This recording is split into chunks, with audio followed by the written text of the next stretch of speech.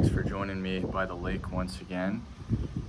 I'm enjoying being outside right now. It's a beautiful day, and this coming week is looking like it's going to be a little busier than I anticipated. I have a few work trips and might be filling in for a couple of people, so I figured since I might not have as much time to make videos, sunglasses rolled off the table there, I would go ahead and just make one now, especially since I'm basically on day 40 right now. And day 40 is kind of a landmark, you could say. But there were also a few things that I have noticed over the last few days and kind of the whole week that I did want to talk a little bit about in this video. And one is this kind of state of euphoria that happens when you've been on this journey for long enough. So I've been on this journey a long time, but this is 40 days hard mode, basically.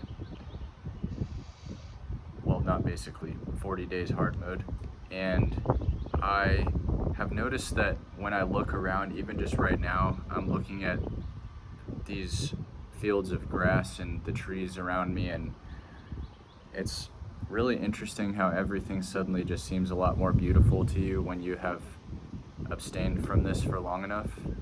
And part of that is that your dopamine levels are returning back to normal, but it's almost like not even just normal, it goes even beyond normal a little bit. It almost feels like some kind of high that you're experiencing.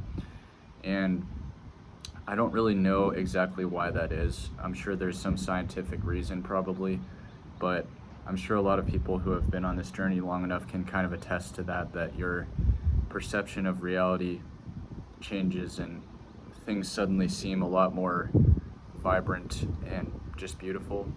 And so that's been really cool to experience, and I've experienced it in the past, but as I said recently in many videos, I was in relationships most of the time when I was experiencing these things,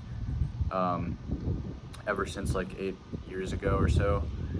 And so it's been a while since I've experienced the benefits in this way, and I'm really trying to make sure I document them this time, because I think I wasn't always super consistent about doing that in the past. But so another thing that I have noticed is I don't feel that I am trying to please other people as much, and that may or may not be directly related to this. I think it does factor in, but I do feel that some of it might just be due to getting older and maybe seeing life a little bit differently as well.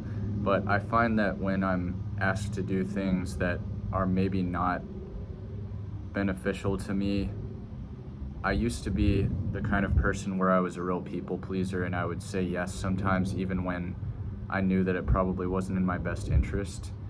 But recently I've noticed that I can really not feel that worried about it if I say no to something. And there's a lot of power in that, actually. I know they always say that there's power in saying no, but I didn't really realize what they meant by that until recently when this started happening. But when I suddenly started doing this, and it's not that I say no to everything. I do say yes to as many things as possible that I actually believe will be beneficial. But when you can learn to do this, it's amazing how many situations you end up in that you actually want to be in, rather than ending up in all of these different situations where you didn't really want to in the first place, and then it ends up eating up your time. So again, I don't know if that is a direct effect of this journey necessarily, but it's just something that I've noticed recently, so I thought it might be worth mentioning. I do also think that there is this certain, I don't know, this might sound a little bit ridiculous, but I know I've seen people talk about it, but it's almost like you develop more charisma as you do this longer and longer. And I think it's just that you've stopped feeding this bad habit, and therefore you've stopped feeding a lot of other negative thoughts at the same time. So when you interact with people, it's almost like you have nothing to hide anymore. So you can look at them and just be 100% yourself, the real authentic version. And people are going to notice that. They're going to feel that. And there's something really cool about that for sure. So I've definitely noticed in a few conversations that I've had recently with people that it's almost like they can feel that there's something different about me. And maybe they don't necessarily say that, but I actually have had a few people say that I seem like I'm doing a lot better than I have in a long time, which is interesting because I am not really doing anything that different other than this, and maybe focusing on bettering other aspects of my life. But it really is a snowball effect, and it will continue to grow.